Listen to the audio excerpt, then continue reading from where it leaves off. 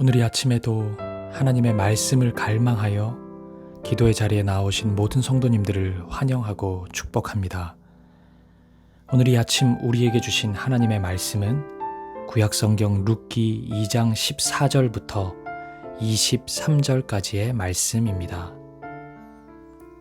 식사할 때 보아스가 룻에게 이르되 이리로 와서 떡을 먹으며 내 떡 조각을 초에 찍으라 하므로 룻이 곡식 빼는 자 곁에 앉으니 그가 볶은 곡식을 주매 룻이 배불리 먹고 남았더라. 룻이 이삭을 주우러 일어날 때 보아스가 자기 소년들에게 명령하여 이르되 그에게 곡식 단 사이에서 줍게 하고 책망하지 말며 또 그를 위하여 곡식 다발에서 조금씩 뽑아버려서 그에게 줍게 하고 꾸짖지 말라 하니라. 룻이 밭에서 저녁까지 줍고 그 주운 것을 떠니 보리가 한 에바쯤 되는지라. 그것을 가지고 성읍에 들어가서 시어머니에게 그 주운 것을 보이고 그가 배불리 먹고 남긴 것을 내어 시어머니에게 드리매 시어머니가 그에게 이르되 오늘 어디서 주었느냐 어디서 일을 하였느냐 너를 돌본 자에게 복이 있기를 원하노라 하니 룻이 누구에게서 일했는지를 시어머니에게 알게 하여 이르되 오늘 일하게 한 사람의 이름은 보아스니이다 하는지라. 나오미가 자기 며느리에게 이르되 그가 여호와로부터 복받기를 원하노라. 그가 살아있는 자와 죽은 자에게 은혜 베풀기를 그치지 아니하도다 하고 나오미가 또 그에게 이르되 그 사람은 우리와 가까우니 우리 기업을 물을 자 중에 하나이니라 하니라. 모압 여인 룻이 이르되 그가 내게 또 이르기를 내 추수를 다 마치기까지 너는 내 소년들에게 가까이 있으라 하더이다 하니 나오미가 며느리 룻에게 이르되 내 딸아 너는 그의 소녀들과 함께 나가고 다른 밭에서 사람을 만나지 아니하는 것이 좋으니라 하는지라.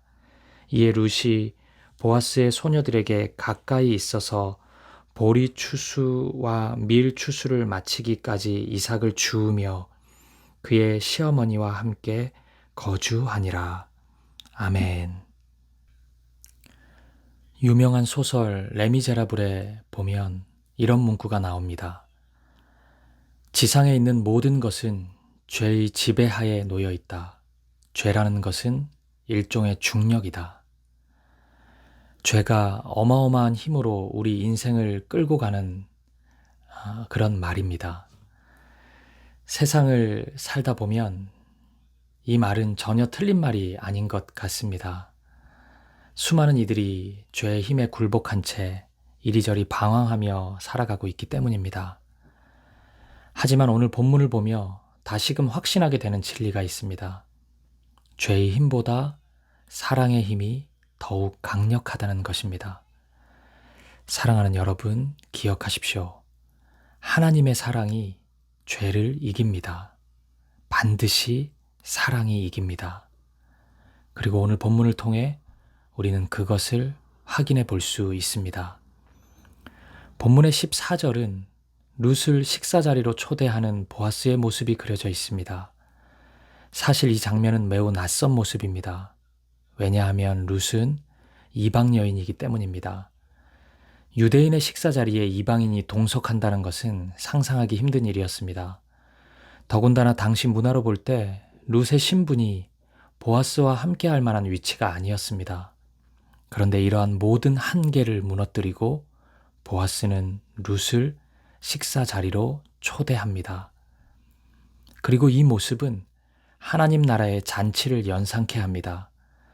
성경이 하나님 나라를 소개하면서 자주 설명하는 모습이 바로 식사 잔치입니다. 잔치상에서 함께 먹고 함께 교제하면서 하나님이 주시는 기쁨을 누리는 모습, 그것을 통해 하나님 나라를 보여주는 것입니다. 이렇게 보면 오늘 룻은 보아스를 통해 하나님 나라를 경험하고 있는 것입니다. 낯설어하고 어색해하는 룻에게 보아스는 모든 것을 친절히 알려주고 배려합니다. 14절을 다시금 보십시오.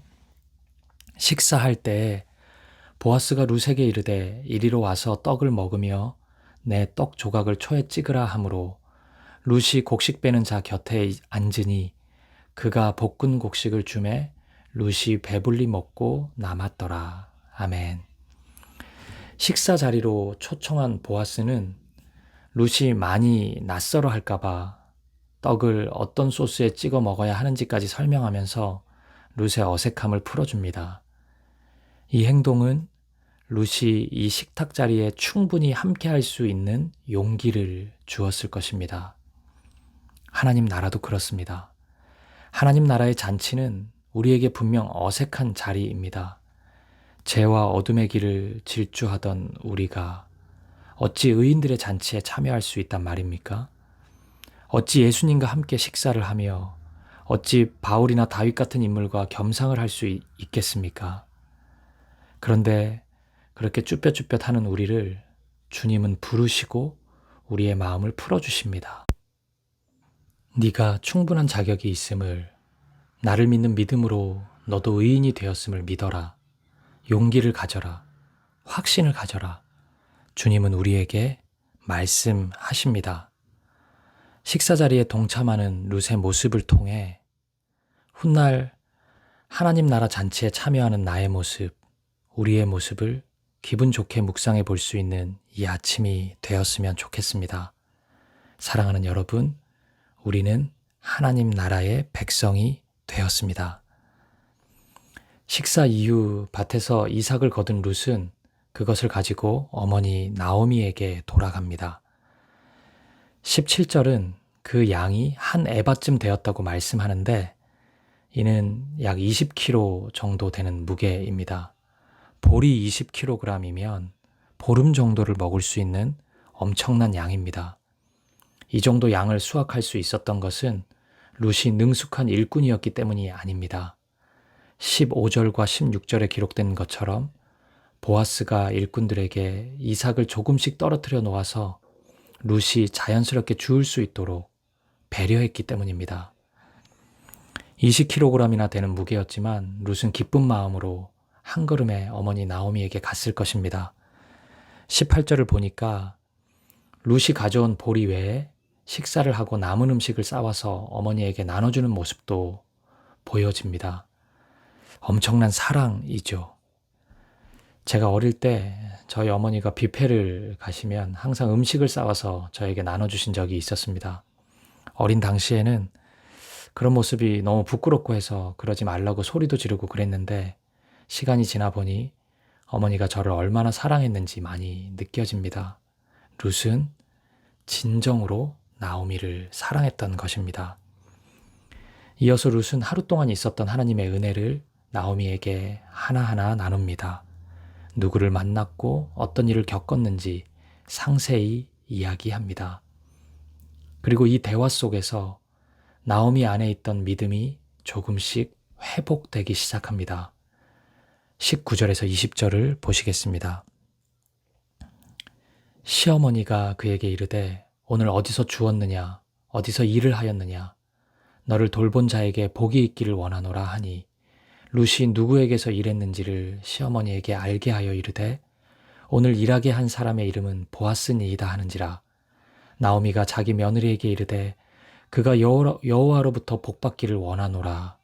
그가 살아있는 자와 죽은 자에게 은혜 베풀기를 그치지 아니하도다 하고 나오미가 또 그에게 이르되 그 사람은 우리와 가까우니 우리 기업을 물을 자 중에 하나이니라 하니라. 아멘. 여러분, 놀라운 변화가 보이십니까? 나오미의 고백 속에서 믿음의 언어가 나오기 시작합니다. 불과 얼마 전까지 자신을 희락이라는 뜻의 나오미라고 부르지 말고 괴로움이라는 뜻의 마라라고 부르라고 악을 쓰던 그런 나오미였습니다. 그런데 지금 여호와 하나님의 복을 이야기하고 하나님의 구속을 의미하는 기업 물음의 율법을 이야기하고 있습니다. 나오미가 서서히 변하고 있는 것입니다. 자신이 스스로 규정했던 괴로움에서 하나님의 시선인 희락으로 조금씩 변하고 있는 것입니다. 사랑하는 여러분, 하나님의 일하심을 내 안에만 간직하지 말고 지체들에게 나누어야 하는 이유가 바로 여기에 있습니다. 비록 보아스를 통한 은혜는 룻이 경험했지만 룻의 나눔을 통해 나오미가 회복을 경험하고 있습니다. 오늘 여러분에게 은혜의 경험이 있다면 사랑하는 지체들에게 그것을 나누어 보십시오. 작은 은혜의 그 한 조각이 오늘 그 형제에게는, 오늘 그 자매에게는 회복의 도구가 될 수 있습니다. 그리고 기억하십시오. 보아스를 통해 룻이 살고 룻을 통해 나오미가 살았습니다. 우리의 회복은 누군가를 살리기 위한 하나님의 선물인 것입니다. 나의 회복으로 만족하지 말고 반드시 그 누구를 위해 사랑을 흘려보내는 우리가 되기를 소망합니다. 그리고 또 하나, 이 사랑은 반드시 다시 돌아옵니다. 결국 이 마지막에 룻이 보아스의 아내가 되고 이 가문에서 다윗이 태어납니다. 보아스가 룻에게 베푼 사랑 이상으로 룻을 통해 하나님의 은혜를 보아스는 경험하게 됩니다. 사랑하는 여러분, 이렇게 보면 하나님의 사랑은 부메랑과 같습니다. 그것이 돌고 돌아 결국은 나에게로 오기 때문입니다. 오늘 본문인 12절에 나오는 여호와께서 너에게 행한 일에 보답하시기를 원하며, 이 고백은 반드시 이루어집니다. 사랑하는 여러분, 오늘 여러분이 보아스가 되어 섬길 여러분의 룻은 누구입니까? 오늘 여러분이 룻이 되어 섬길 여러분의 나오미는 누구입니까? 우리의 작은 섬김과 헌신, 작은 은혜의 나눔을 통해 한 명의 지쳐있는 영혼이 회복되는 은혜가 있기를, 그리고 그 사랑이 부메랑이 되어 여러분이 다시 회복되는 은혜를 경험하기를 주님의 이름으로 간절히 축복합니다. 우리 함께 기도하시겠습니다. 첫 번째입니다. 우리를 하나님 나라의 백성으로 불러주셔서 감사합니다. 자격 없는 내 힘이 아닌 오직 예수님의 의의 옷을 입고 당당하게 하나님 나라 백성으로 살아가는 우리가 되게 하옵소서. 두 번째입니다.